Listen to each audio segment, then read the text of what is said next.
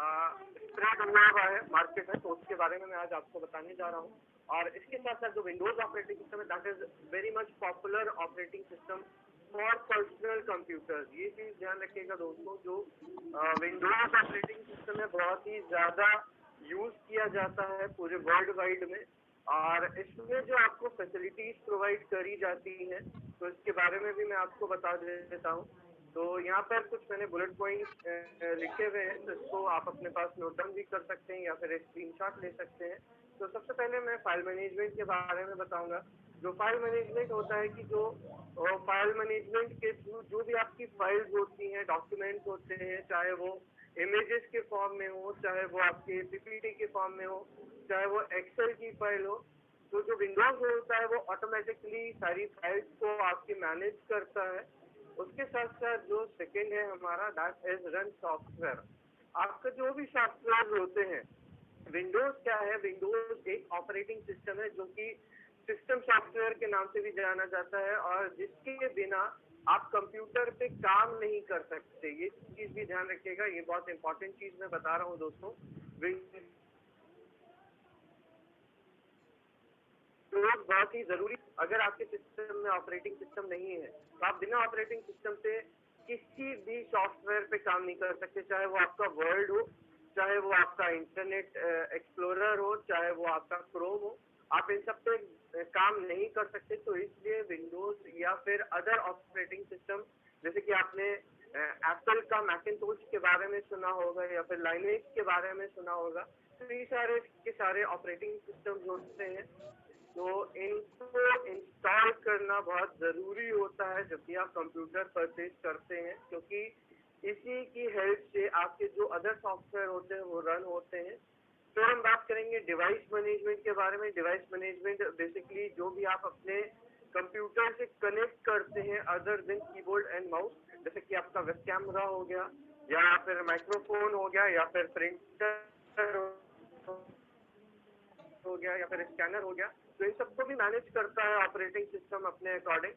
फिर आती है बारी प्ले गेम्स। आप इस पर आराम से बहुत अच्छे से गेम्स खेल सकते हैं, ये भी आपको फैसिलिटी दी जाती है विंडोज 10 में।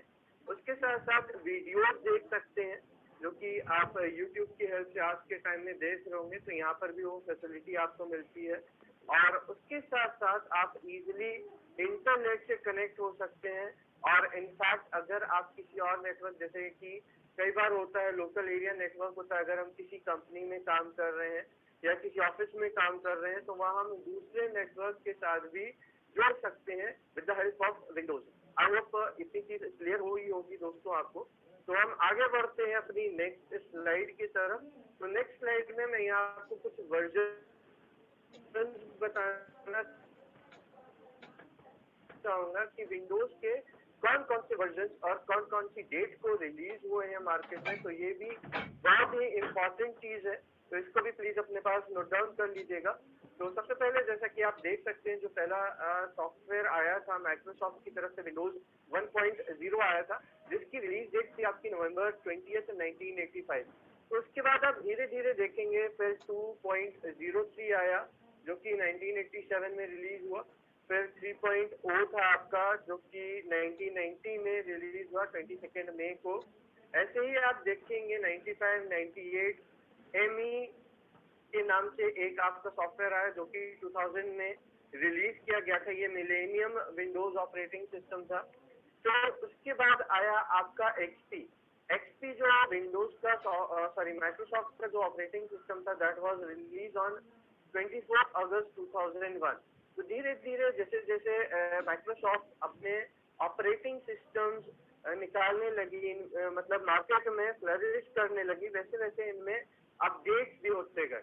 जैसे 1.0 में सबसे बेसिक चीजें होंगी, फिर उसके बाद 2.03 में कुछ चेंजेस आए, फिर 3.0 में काफी कुछ अपडेट हुआ, फिर धीरे धीरे ऐसे ही करते करते आपका एक्सपी आया। एक्सपी में भी बहुत सारे चेंजेस हुए, और विंडोज 7 जैसे कि मैं आपको बताना चाहूंगा, विंडोज 7 जो कि जुलाई 22 2009 को रिलीज हुआ था, and support ended on January 14 2020। इसका जो सपोर्ट था वो 2020 में जाके एंड हुआ है।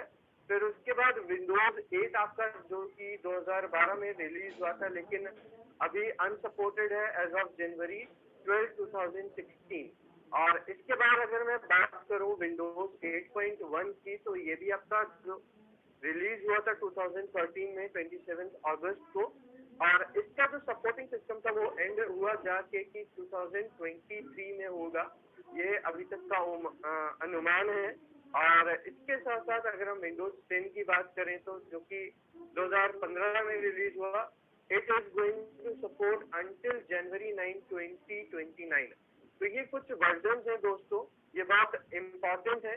तो इसको मैं आपसे ये रिक्वेस्ट करना चाहूंगा कि प्लीज इसका स्क्रीनशॉट ले लीजिएगा, जिससे कि आपको भी पता हो, अगर आपसे कोई पूछता है तो आप भी बता सकें कि कौन सा वर्जन कब रिलीज हुआ था। तो इसका स्क्रीनशॉट ले सकते हैं या फिर अपने पास आप लोग नोट डाउन कर सकते हैं इन वर्जन को। और इसके बाद मैं आगे बढ़ूंगा अपनी नेक्स्ट स्लाइड की तरफ। नेक्स्ट स्लाइड में मैं आपको कुछ यहाँ रिक्वायरमेंट बताना चाहूंगा कि जब भी आप विंडोज 10 अपने सिस्टम में इंस्टॉल करने जा रहे हैं तो उसकी क्या क्या रिक्वायरमेंट होती है, आपको अपने सिस्टम में ये चीज ध्यान देनी है। जो कुछ भी है, जैसे कि सबसे पहले आपका प्रोसेसर आता है, जो प्रोसेसर होना चाहिए that should be 1 gigahertz minimum होना चाहिए, या फिर उससे ज्यादा फास्टर प्रोसेसर होना चाहिए। इस चीज को भी प्लीज नोट डाउन करते रहिएगा अपने पास। फिर हम रैम की बात अगर करें तो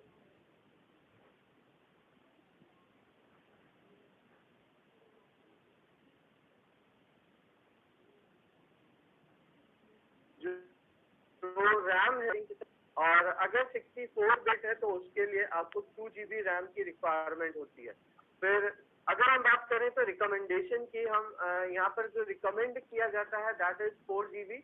4 GB इसलिए होता है दोस्तों जिससे कि उसमें आप बहुत आसानी से और बहुत फास्ट काम कर सकते हैं। ये तो मैंने कुछ मिनिमम आपको रिक्वायरमेंट्स बताई थी, 1 GB और 2 GB, और 4 GB वैसे रिकमेंडेड रहता है, तो इसको भी प्लीज अपने पास नोट डाउन कर लीजिएगा। तो हम बात करें अगर हार्ड ड्राइव स्पेस की, तो ये भी बहुत इंपॉर्टेंट होता है कि आपको ये पता होना चाहिए कि अगर आप हार्ड ड्राइव लेने जा रहे हैं अपने सिस्टम के लिए तो उसकी क्या रिक्वायरमेंट होती है। जैसे कि आप देख सकते हैं, मैंने यहाँ मेंशन भी किया हुआ है, 16 GB is a minimum requirement for 32 bit operating system. अगर आपके कंप्यूटर में 32 बिट ऑपरेटिंग सिस्टम इंस्टॉल है तो उसके लिए 16 GB की हार्ड डिस्क आपको चाहिए होती है, ये मिनिमम मैं बता रहा हूँ। और 64 बिट ऑपरेटिंग सिस्टम के लिए जो मिनिमम रिक्वायरमेंट होती है that is 32 GB of hard disk. तो ये प्लीज अपने पास ये भी नोट डाउन कर लीजिएगा। और इससे भी मैं आपको रिकमेंडेशन भी बताना चाहूंगा, जो रिकमेंडेड होता है that should be 100 GB, at least 100 GB। जब आपके सिस्टम में स्पेस होगी तब आप आसानी से बहुत सारा स्टोर कर सकते हैं अपना डेटा। और हाई ग्राफिक्स का भी आपको यहाँ पर देखना होता है, जो कि ग्राफिक कार्ड के थ्रू आप यूज करते हैं। तो ग्राफिक कार्ड के लिए मैं दोस्तों आपको यहाँ बताना चाहूंगा, जो ग्राफिक कार्ड होना चाहिए that should be direct X9 या फिर उससे ऊपर होना चाहिए। तो ये चीज भी ध्यान रखिएगा दोस्तों, जो ग्राफिक कार्ड यहाँ पर हमको यूज करना है that should be direct X9 और लेटर। फिर हम बात करें अगर डिस्प्ले की, जैसे कि आज के टाइम में आपने देखा है कि एलईडीज भी आ रही हैं, एलसीडी स्क्रीन भी आ रही हैं। जो डिस्प्ले होना चाहिए that should be minimum 800x60। अगर इससे ज्यादा आपका डिस्प्ले है तो बहुत ही अच्छा है, तो उसमें आपको बहुत ज्यादा क्लैरिटी होती है जो कुछ भी आप देख रहे होते हैं अपनी स्क्रीन पे। उसके साथ साथ यहाँ पर दोस्तों इंटरनेट कनेक्शन के बारे में भी दिया हुआ है। तो इंटरनेट कनेक्शन के बारे में भी मैं आपको बता देता हूँ। जो इंटरनेट कनेक्टिविटी होती है वो जरूरी होती है आपके विंडोज 10 में, और वो क्यों जरूरी होती है ये भी मैं आपको बताना चाहूंगा। वो इसलिए जरूरी होती है क्योंकि टाइम टू टाइम जो माइक्रोसॉफ्ट की तरफ से आपको बहुत सारे अपडेट्स आते हैं, आप उनका बेनिफिट उठा सकते हैं, आप उनका एडवांटेज ले सकते हैं कि जो भी नए फीचर्स दे रहा है माइक्रोसॉफ्ट विंडोज 10 के लिए, आप उनको यूज करके देखें, जिससे कि आपको भी एक अच्छा फील हो, आपको भी नई नई चीजें समझ में आए, जो कुछ भी आप डाउनलोड कर रहे हैं, जो कुछ भी आप यहाँ पर अपडेट कर रहे हैं। और इसके साथ साथ मैं आपको सिस्टम रिक्वायरमेंट के बाद यहाँ पर आगे बताना चाहूंगा। कुछ एडिशंस के बारे में, जो विंडोज 10 के एडिशंस मार्केट में अवेलेबल हैं प्रेजेंट टाइम में, और वो कौन कौन से एडिशंस हैं, तो इसको भी आप अपने पास नोट डाउन कर सकते हैं दोस्तों। जैसे कि आप देख सकते होंगे यहाँ पे विंडोज 10 का होम एडिशन आया हुआ है मार्केट में, जो होम यूजर्स होते हैं उनके लिए होता है। और फिर जैसे कि विंडोज 10 प्रो, प्रो का जो मीनिंग होता है that is for professional, professionals के लिए यूज किया जाता है। फिर उसके साथ साथ जैसे कि आप थर्ड देख सकते हैं that is Windows 10 pro for work station. ये वर्क स्टेशन के लिए होता है, जैसे कि अगर हमको सर्वर वगैरह बनाना है तो हम उसके लिए यूज कर सकते हैं। फिर विंडोज 10 प्रो एजुकेशन के लिए होता है, तो एजुकेशन के लिए भी डिफरेंट सॉफ्टवेयर होता है, तो उसको भी आप यूज कर सकते हैं। उसके साथ साथ विंडोज 10 एंटरप्राइज, और एंटरप्राइज भी एक आपका एडिशन है जो कि विंडोज 10 की तरफ से अवेलेबल किया गया है। फिर जैसा कि आप देख सकते हैं एक है विंडोज 10 एजुकेशन। जो एजुकेशन है वो सिर्फ और सिर्फ स्टूडेंट्स कर सकते हैं, और जो प्रोफेशनल एजुकेशन है जो कि एक एजुकेशन की फील्ड में या प्रोफेशनली काम कर रहे हैं तो उनके लिए होता है। और एक चीज और बताना चाहूंगा दोस्तों, ये जो भी एडिशन यहाँ पर दिए गए हैं इन सब में कुछ न कुछ अलग अलग फीचर्स होते हैं। जब आप यूज करेंगे तब आपको और क्लैरिटी आती है कि क्या डिफरेंस है इन सारे एडिशन में। और इसके साथ साथ एक चीज और बताना चाहूंगा कि जो मोस्टली यूज होता है आपका वो होता है विंडोज 10 का होम एडिशन। होम एडिशन काफी इजी होता है यूज करने के लिए, और ये ज्यादातर जो होम यूजर्स होते हैं उनके लिए यूज किया जाता है, वो लोग यूज कर सकते हैं। तो आगे बढ़ते हैं। एडिशन के बाद यहाँ पर आपको मैं कुछ डेस्कटॉप टूल्स के बारे में बताऊंगा, जो कि मैं अभी आपको प्रैक्टिकल भी करके दिखाऊंगा, तो इसको प्लीज ध्यान से समझिएगा। तो आप देख सकते हैं ये सबसे पहले हमारी डेस्कटॉप स्क्रीन है, तो इसमें मैं आपको पहले समझा देता हूँ कौन कौन सी टूल्स है और कहाँ कहाँ पर है। तो सबसे पहले आप देख सकते हैं जब भी आप यहाँ पर होम टैब पे क्लिक करते हैं तो आपका ऐसा कुछ खुल के आता है जो कि विंडोज 7 से बिल्कुल ही डिफरेंट है। और इसमें जो आपको ऑप्शंस मिलते हैं आप साइड में देख सकते हैं, यहाँ पर यूजर का ऑप्शन है, और फिर यूजर के नीचे आप देख सकते हैं यहाँ पे डॉक्यूमेंट्स का एक आइकन दिया हुआ है, तो यहाँ से आप डायरेक्टली अपने डॉक्यूमेंट्स ओपन कर सकते हैं। फिर उसके नीचे आप देख सकते हैं एक पिक्चर का आइकन बना हुआ है, तो यहाँ से आप इमेजेस खोल के चेकआउट कर सकते हैं जो भी आपकी इमेजेस वगैरह है। फिर नीचे सेटिंग्स का ऑप्शन रहता है, तो सेटिंग्स में जाके आपको जो भी सेटिंग्स करनी है, ये मैं अभी आपको दिखाऊंगा अभी प्रैक्टिकली कैसे किया जाता है। तो सेटिंग्स पे जाके आप अपने अकॉर्डिंग सेटिंग्स चेंज कर सकते हैं। फिर यहाँ पर आप देख सकते हैं पावर का बटन है, पावर के अंदर आपको स्लीप का ऑप्शन मिल जाएगा, शटडाउन का मिल जाएगा, रीस्टार्ट का मिल जाएगा, जो कि आपका विंडोज 7 में भी होता है। फिर आप देख सकते हैं यहाँ पर ये स्टार्ट बटन है, जो कि मैंने अभी आपको बताया बिल्कुल डिफरेंट होता है आपका विंडोज 7 से। स्टार्ट के बगल में आपका सर्च का एक बार रहता है। आप अगर इंटरनेट से कनेक्टेड हैं और इसमें आप कुछ डालते हैं सर्च करने के लिए, तो आप इजीली सर्च कर सकते हैं अगर आपका सिस्टम इंटरनेट से कनेक्टेड है। और दोस्तों आपको ये तो पता ही होगा मोस्टली कि ये आपका टास्क बार होता है, जहाँ आपकी बहुत सारी फाइल्स जो भी आप जिन पे आप वर्क करना चाहते हैं या जो भी सॉफ्टवेयर को आपने यहाँ पर टास्क बार में रखा हुआ है, तो आप उस पर इजीली वर्कआउट कर सकते हैं। और उसके साथ साथ आप देखेंगे राइट हैंड साइड में ये आपका नोटिफिकेशन बार होता है। तो चलिए दोस्तों एक बार इसका मैं प्रैक्टिकल भी आपको करके दिखा देता हूँ कि आप कैसे कैसे प्रैक्टिकल कर सकते हैं।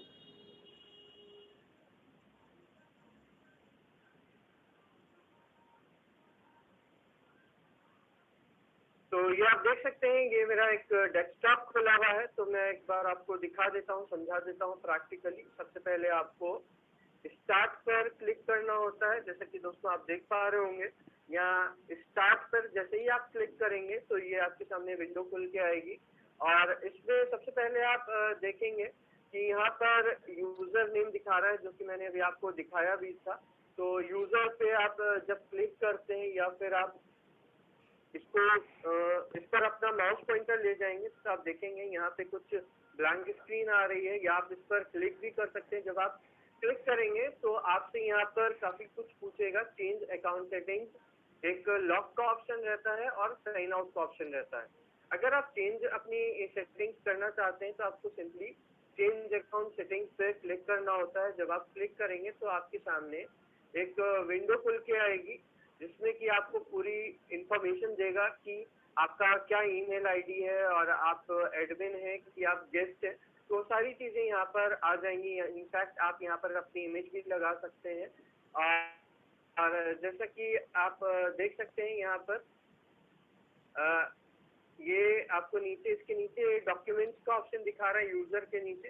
तो डॉक्यूमेंट्स में भी अगर आपको जैसे कोई डॉक्यूमेंट ओपन करना है तो आप सिंपली इस पर क्लिक करेंगे तो ये यहाँ पर आपको डॉक्यूमेंट्स बहुत सारे खोल के दिखा देगा। अब आप डॉक्यूमेंट्स फोल्डर खोल देगा तो डॉक्यूमेंट्स में जो भी आपको फाइल पे जिस पर भी आपको वर्कआउट करना है तो आप सिंपली वहां पर जाके अपना जो भी डॉक्यूमेंट खोलना चाहते हैं वो खोल सकते हैं। ऐसे ही यहाँ पे पिक्चर्स का भी एक आइकन दिया हुआ है, तो सिंपली यहाँ से अगर पिक्चर फोल्डर में आपका कोई फोटोज वगैरह है, इमेज वगैरह है, तो वहां से आप चेकआउट कर सकते हैं इमेजेस वगैरह।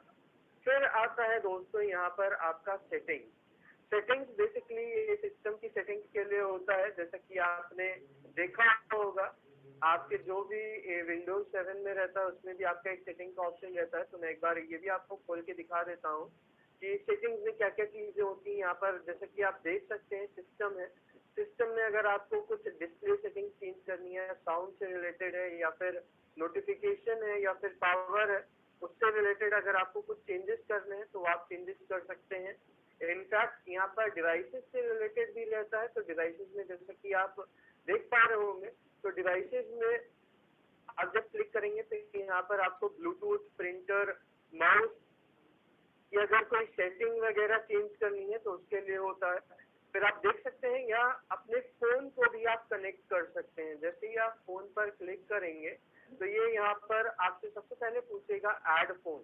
जैसे अभी मुझे नहीं करना है तो मैं वापस अपनी सेटिंग्स पर आ जाऊंगा और यहाँ पर आप अपना नेटवर्क और इंटरनेट की सेटिंग्स कर सकते हैं। तो देख सकते हैं नेटवर्क एंड इंटरनेट का भी ऑप्शन दिया हुआ है यहाँ पे।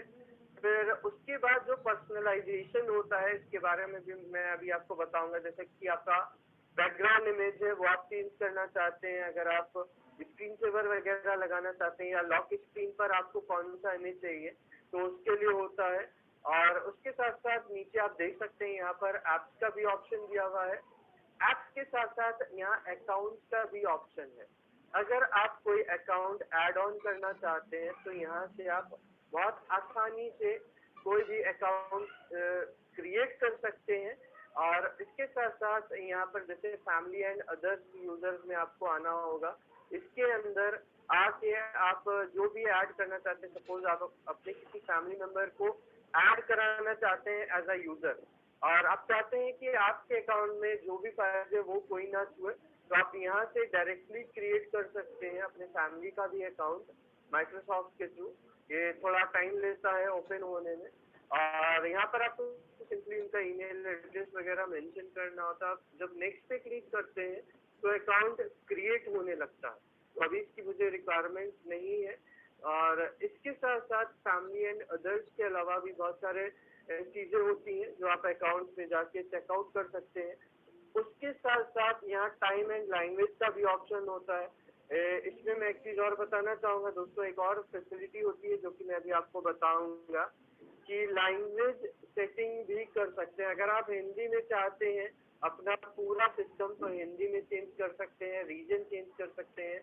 तो वो सारी चीजें आपकी टाइम एंड लैंग्वेज के अंदर आ जाती हैं। फिर आता है यहाँ पर गेमिंग का ऑप्शन। जैसा कि आप देख सकते हैं कि माइक्रोसॉफ्ट की तरफ से गेम्स दिए हुए, एक्सबॉक्स गेम्स बार है, कैप्चर्स है, गेम मोड है, तो उनकी भी यहाँ पर फैसिलिटी होती है। तो गेमिंग में आप जब आप देख सकते हैं यहाँ प्राइवेट मोड होता है, तो ये सब की आप सेटिंग्स कर सकते हैं दोस्तों। अगर आप यहाँ पर भी प्राइवेसी को भी मैं एक बार दिखाता हूँ। यहाँ आप जब क्लिक करेंगे तो ऑटोमेटिकली बाय डिफॉल्ट सारी सेटिंग्स ऑन होती हैं, आपको कुछ छूने की जरूरत नहीं होती। और उसके साथ साथ यहाँ अगर जैसे आप स्पीच में कुछ चाहते हैं तो स्पीच में भी आप अगर चाहते हैं कि अगर आपका सिस्टम आपको हेल्प करे, कोई अगर आपको डॉक्यूमेंट वगैरह रीड करना है तो उसका भी ऑप्शन होता है। फिर इंकिंग एंड टाइपिंग पर्सनलाइजेशन उसका भी ऑप्शन होता है यहाँ पर। फिर diagnostic and feedback. Diagnostic and feedback तो बेसिकली इसलिए होता है जैसे कि आपके ऑपरेटिंग सिस्टम में कोई एरर आ रहा है या कोई दिक्कत आ रही है, तो उसके ऊपर आप यहाँ पर चेकआउट कर सकते हैं, डायग्नोज कर सकते हैं कि एरर कहाँ पर है, क्या कहाँ प्रॉब्लम है, तो सारी चीजें होती हैं। और इसके साथ साथ दोस्तों यहाँ पर एक चीज और होती है, वो भी मैं आपको बता देता हूँ, that is your update and security. Update and security बहुत जरूरी होता है टाइम टू टाइम, जिससे कि जब भी आप इंटरनेट से कनेक्टेड हो, आपके पास भी, आपके ऑपरेटिंग सिस्टम में भी जो भी फीचर्स हैं नए नए माइक्रोसॉफ्ट के, वो अपडेट हो जाएं और आप उनका यूज करके देखें, आपको भी पता चले कि माइक्रोसॉफ्ट ने क्या क्या न्यू टेक्नोलॉजी दी है आपके ऑपरेटिंग सिस्टम के लिए। तो अपडेट करना बहुत जरूरी होता है, तो इसको भी एक बार मैं आपको दिखाना चाहूंगा यहाँ। तो आप अपने सिस्टम को सिक्योर रख सकते हैं, जैसे कि आप देख सकते हैं यहाँ विंडोज अपडेट का ऑप्शन है, डिलीवरी ऑप्टिमाइजेशन है, विंडोज सिक्योरिटी है। विंडोज सिक्योरिटी अपनी तरफ से आपको एक एंटीवायरस की फैसिलिटी देता है, जिसमें कि जो भी वायरस होते हैं वो ऑटोमेटिकली देखे जा सकते हैं। अगर आपके सिस्टम में कोई भी वायरस है, आप उसको स्कैन करा के चेकआउट कर सकते हैं, आपको दूसरा और कोई एंटीवायरस लेने की जरूरत नहीं पड़ती। ये सबसे इम्पोर्टेंट सिक्योरिटी होती है विंडोज 10 के अंदर। फिर यहाँ पर बैकअप का भी ऑप्शन होता है, बैकअप में भी आप देख सकते हैं, सपोज आपको अपने सिस्टम से फाइल्स वगैरह या फोल्डर्स वगैरह बैकअप लेने हैं तो उसका भी ऑप्शन रहता है, ट्रबल शूट का ऑप्शन भी रहता है। अगर आपकी कोई फाइल्स लॉस्ट हो गई हैं तो उसको आप यहाँ पर रिकवरी के थ्रू रिकवर करा सकते हैं, कि अगर आपसे गलती से कुछ डिलीट हो गया या फाइल्स करप्ट हो गई हैं तो उसका भी ऑप्शन होता है। और उसके साथ साथ एक्टिवेशन का भी ऑप्शन रहता है दोस्तों, आप देख सकते हैं एक्टिवेशन। अगर आप अपने माइक्रोसॉफ्ट विंडोज 10 को अपडेट कराना चाहते हैं तो उसके लिए आपको की चाहिए होती है, तो यहाँ पर आप अपने प्रोडक्ट की चेंज भी कर सकते हैं। तो ये सब कुछ चीजें होती हैं दोस्तों, जो कि आपके मैंने जैसे कि बताया सेटिंग्स में होती है। तो मैं अभी इसको यहाँ से बंद कर देता हूँ और वापस आ जाऊंगा। और आप देख सकते हैं यहाँ पर लास्ट में एक बटन होता है, पावर बटन, जिस पर आप जब क्लिक करते हैं तो यहाँ पर आपके सामने 3 ऑप्शंस आते हैं। डिलीट का होता है, शटडाउन का होता है और उसके बाद रीस्टार्ट का एक ऑप्शन होता है। तो ये कुछ ऑप्शंस होते हैं आपके।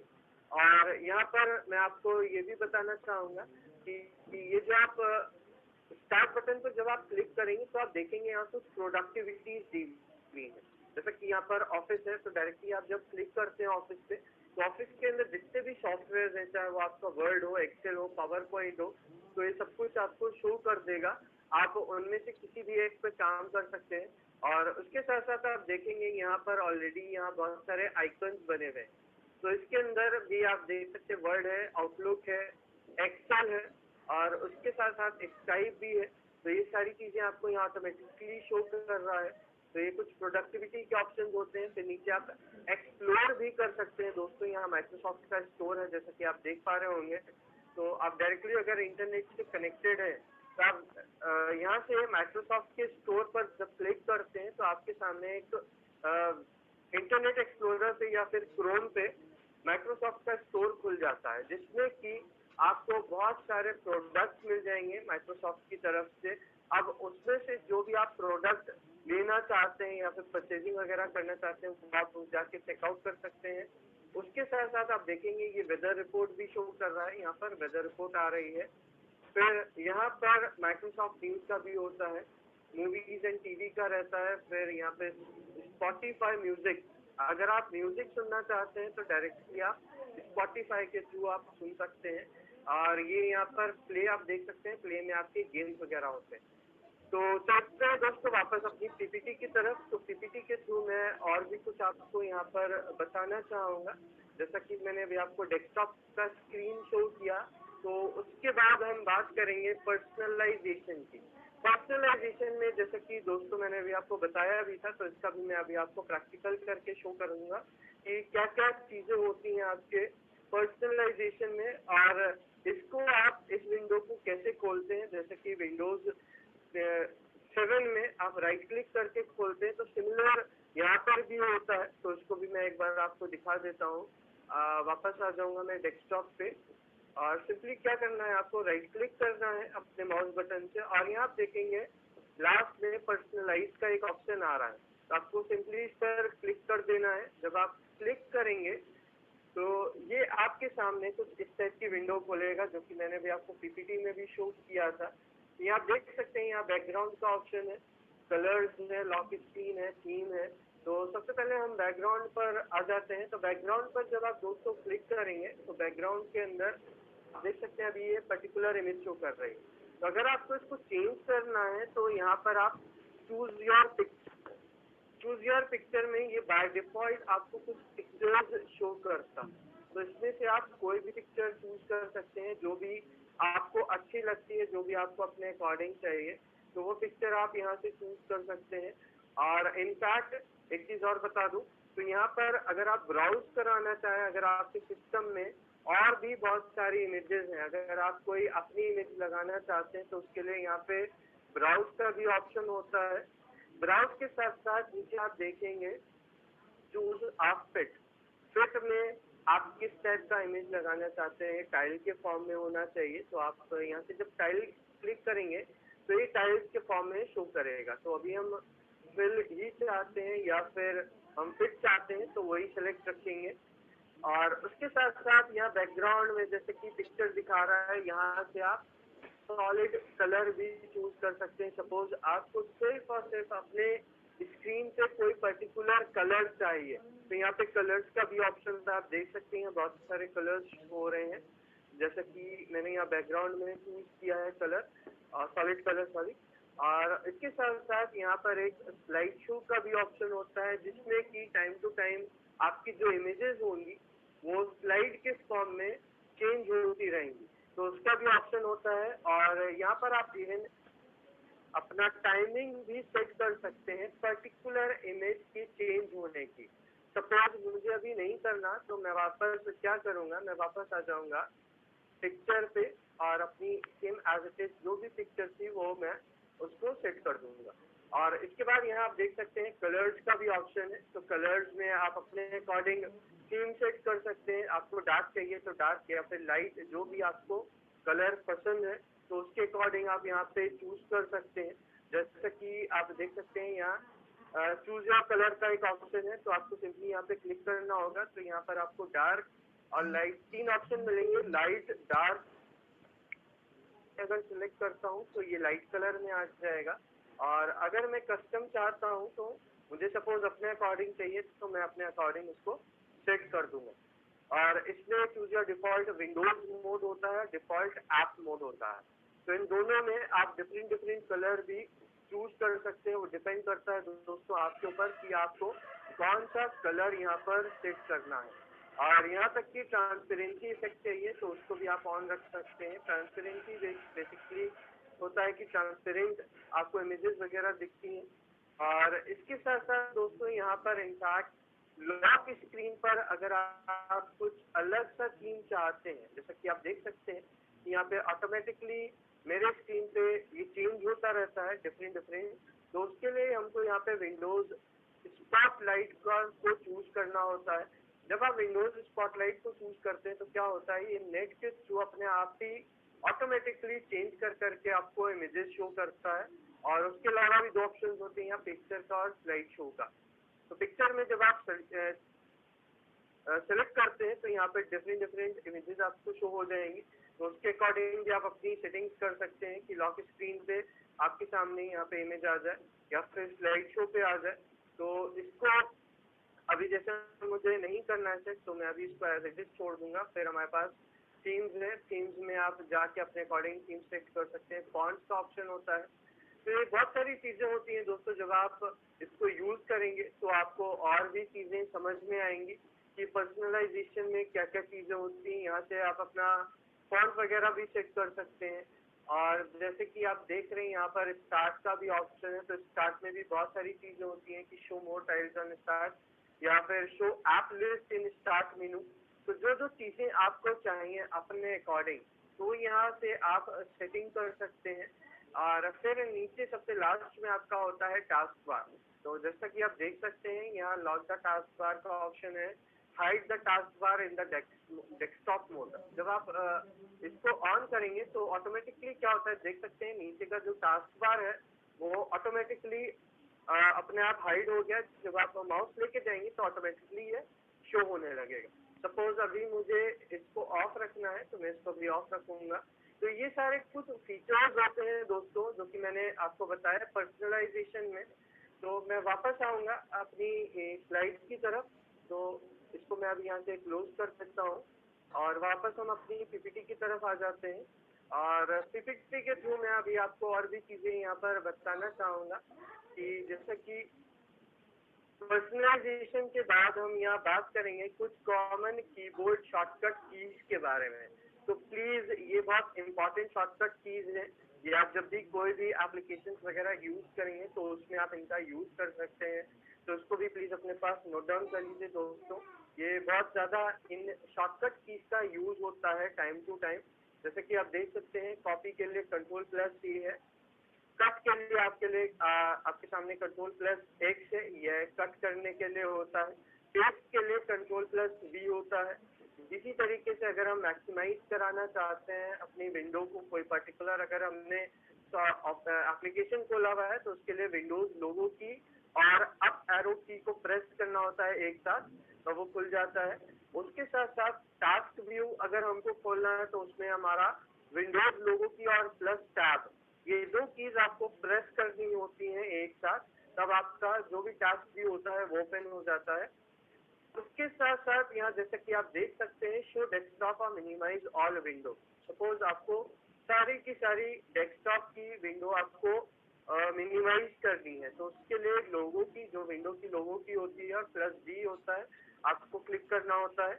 फिर ऑप्शंस के लिए विंडोज लोगो की +X और फॉर लॉक योर पीसी के लिए अगेन लोगो की के साथ साथ आपको लॉक L की प्रेस करनी होती है। ये कुछ शॉर्टकट कीज है दोस्तों। तो इसको मैं आपसे रिक्वेस्ट करूंगा कि प्लीज अपने पास स्क्रीनशॉट ले लीजिए या फिर इसको नोट डाउन कर लीजिए, जिससे कि आप इजीली इन पे वर्कआउट कर सके और आपको भी पता हो आने वाले टाइम में कि आपको कौन कौन सी शॉर्टकट कीज पता है। और इसके साथ साथ दोस्तों मैं आगे बढ़ूंगा अपने नेक्स्ट स्लाइड की तरफ, जिसके थ्रू मैं कुछ आपको फीचर्स बताना चाहूंगा। या विंडोज 10 में एक बहुत ही अच्छे फीचर्स होते हैं, 3 फीचर्स होते हैं जो कि एरो स्नैप, एरो पीक और एरो शेक के नाम से जाने जाते हैं। तो सबसे पहले हम बात करेंगे एरो स्नैप के बारे में, जो कि एक फीचर होता है, आपको एक फैसिलिटी प्रोवाइड करता है कि आप 2 प्रोग्राम्स पे एक साथ काम कर सकते हैं सेम विंडो पे। अगर आप सपोज वर्ड पे भी काम करना चाह रहे हैं और आप इंटरनेट एक्सप्लोरर पे भी काम करना चाह रहे हैं तो दोनों पे आप एक साथ काम कर सकते हैं। फिर उसके बाद आता है आपका एरो पीक। एरो पीक जो होता है दोस्तों, अभी मैं ये आपको एक बार दिखा भी दूंगा ये कैसे काम होता है इसमें। एरो पीक जो फीचर होता है वो कहीं ना कहीं एक डेस्कटॉप में सपोज आपने कोई वर्ड की फाइल खोली या पावर पॉइंट का प्रेजेंटेशन खोला हुआ है, अब आपने उसको मिनिमाइज कर दिया, अब आप आ गए क्रोम के ऊपर काम करने, तो नीचे से देखेंगे जब वो मिनिमाइज होगा और आप अपना कर्सर लेके जाएंगे जैसे ही, तो विंडो आपको शो करेगी एक छोटे से फॉर्म में। तो आप जैसे ही उस विंडो पे क्लिक करेंगे तो ऑटोमेटिकली वो आपके स्क्रीन में फुल विंडो के फॉर्म में आ जाएगा। तो ये भी मैं अभी आपको दिखा दूंगा ये कैसे होता है। फिर उसके बाद आता है दोस्तों यहाँ पर एरो शेक। एरो शेक क्या होता है, जैसे सपोज बहुत सारे आपके टास्क बार में विंडोज खुली हुई हैं, अब आप चाहते हैं कि जिस पर आप काम कर रहे हैं प्रेजेंट में, सपोज आपने वर्ड की फाइल खोली हुई, आप उस पर टाइपिंग कर रहे हैं और नीचे आप देखते हैं कि आपकी एक्सेल की फाइल भी खुली हुई है और उसके साथ साथ इंटरनेट एक्सप्लोरर भी खुला हुआ है, आप उसको बंद करना चाहते हैं। तो वर्ड की फाइल पे आपको क्या करना होगा, आपको धीरे से अपनी जो भी डॉक्यूमेंट है उसको शेक करना होता है माउस पॉइंटर की हेल्प से। तो क्या होता है कि आपकी जो भी विंडो होगी वो क्लोज हो जाती है। तो एक बार मैं ये आपको करके दिखा देता हूँ कि इसके ऊपर कैसे काम किया जाता है। और जैसे कि यहाँ पर आप देख सकते हैं, मैं पीक वाला और शेक वाला एक बार आपको दिखाना चाहूंगा कि इससे कैसे हम काम करते हैं।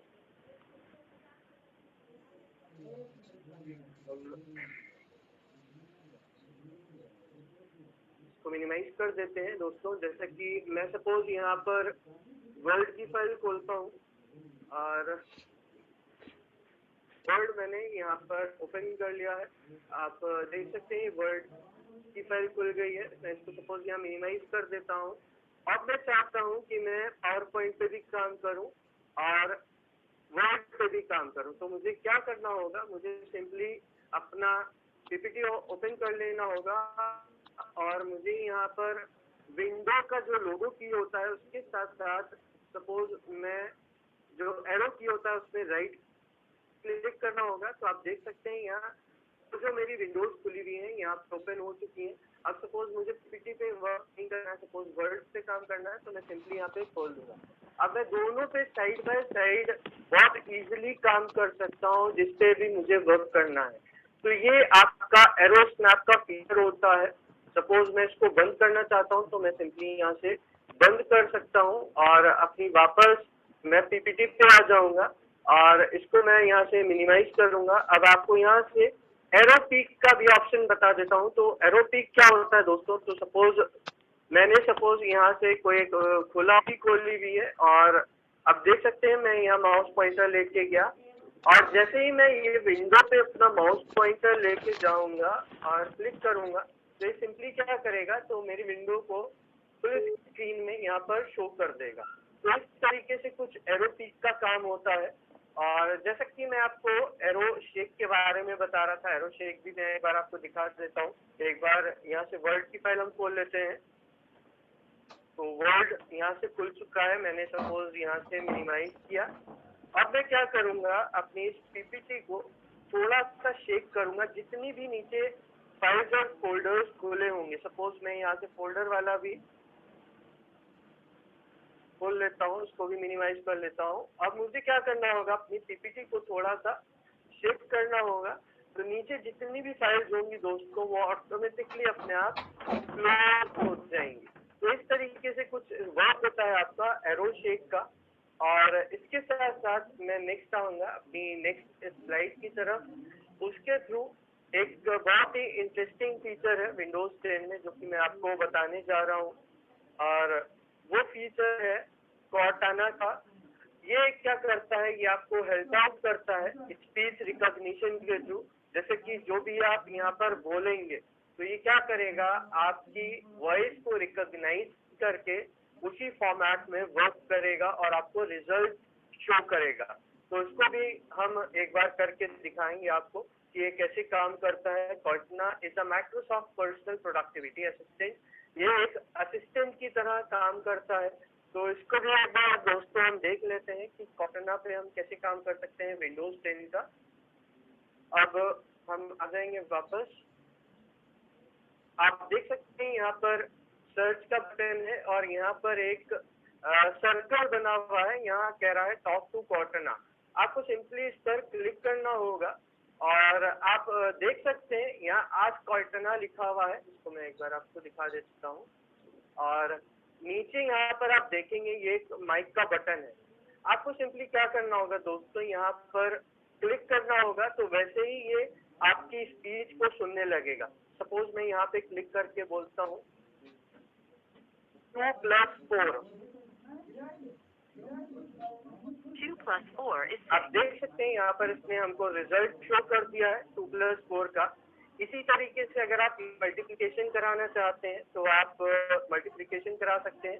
सपोज मैंने कहा 24 × 4। 24 × 4 is 96. आप दोस्तों देख सकते हैं इस तरीके से आप इस पे काम करते हैं। अगर आप कोई अपना एप्लीकेशन भी ओपन करना चाहते हैं तो आप इसकी हेल्प से कोई भी एप्लीकेशन भी ओपन कर सकते हैं। तो उसके लिए सिंपली क्या करना होगा, अगेन माइक पे क्लिक करना होगा और उस पर्टिकुलर एप्लीकेशन का नेम बोलना होगा, माइक्रोसॉफ्ट वर्ड। All right. अब आप देखेंगे ये थोड़ी देर I'll open Word. आपके सामने इसने वर्ड की विंडो हमारे लिए खोल दी है। आप चाहें तो इस पे काम कर सकते हैं या फिर आप इसको यहाँ से क्लोज कर सकते हैं। और इसी तरीके से अगर आप कुछ सर्च करना चाहते हैं तो उसके लिए भी आप यहाँ से बोल सकते हैं tell me about Windows 10। Sorry, I'm not able to help with this one yet. तो अभी ये फीचर ये इसका आंसर नहीं दे रहा है। तो सपोज अगर आपको क्रोम खोलना है या फिर इंटरनेट एक्सप्लोरर खोलना है तो उसके लिए भी आप इसको बोल सकते हैं, या माइक के थ्रू, माइक्रोफोन के थ्रू ये ऑप्शन होता है। तो इसके लिए ध्यान रखना होगा दोस्तों कि आपका जो माइक्रोफोन है या फिर जो हेडफोन अगर आप यूज कर रहे हैं वो कनेक्टेड होना चाहिए आपके इस कॉर्टना फीचर के साथ। ये बहुत ही इंटरेस्टिंग होता है। आप जैसे कि देख सकते हैं मैंने आपको यहाँ पर काफी कुछ एडिशन भी करके दिखाया, मल्टीप्लिकेशन भी करके दिखाया, और इसके साथ साथ मैंने आपको एप्लीकेशन भी खोल के दिखाया। तो अब हम आ जाएंगे अपनी स्लाइड की तरफ। तो स्लाइड के थ्रू मैं यहाँ पर अब आपको कुछ क्वेश्चंस देना चाहूंगा। होम असाइनमेंट के ये कुछ क्वेश्चंस है और आपसे रिक्वेस्ट करूंगा कि कोशिश करिएगा इन क्वेश्चंस को करने के। जो कुछ भी मैंने आज आपको पढ़ाया है तो ये कुछ क्वेश्चंस इस प्रकार से हैं, यहाँ पर आप जैसे कि देख सकते हैं। तो हमारा जो पहला क्वेश्चन है that is what is Windows, Windows क्या है उसके बारे में आपको बताना है। फिर नेक्स्ट क्वेश्चन है name the company which develop the Windows, आपको उस कंपनी का नाम बताना है जिस कंपनी ने विंडोज बनाया है। और उसके साथ साथ जो थर्ड क्वेश्चन है that is what is the function of task bar, task bar का क्या फंक्शन होता है उसके बारे में बताना है दोस्तों। और उसके साथ साथ हमारा जो फोर्थ क्वेश्चन है what is the keyboard shortcut to show the desktop, तो इसका भी आपको बताना होगा शॉर्टकट की। फिर फिफ्थ क्वेश्चन है कैन कॉर्टना कैलकुलेट नंबर्स, आपको इसका भी आंसर बताना है, जो कि मैंने अभी आपको करके भी दिखाया कि कॉर्टना कैसे कैलकुलेट करता है नंबर्स को या फिर एप्लीकेशन को खोलता है। और इसके साथ साथ दोस्तों कल का भी बहुत इंटरेस्टिंग सेशन होने वाला है, तो कल भी हमारे साथ जुड़े रहिएगा। और इसके साथ साथ मैं थैंक्स बोलना चाहूंगा अपनी पूरी एंटायर एपीएलएल की टीम की तरफ से। Thank you students for attending today's session. Thank you so much.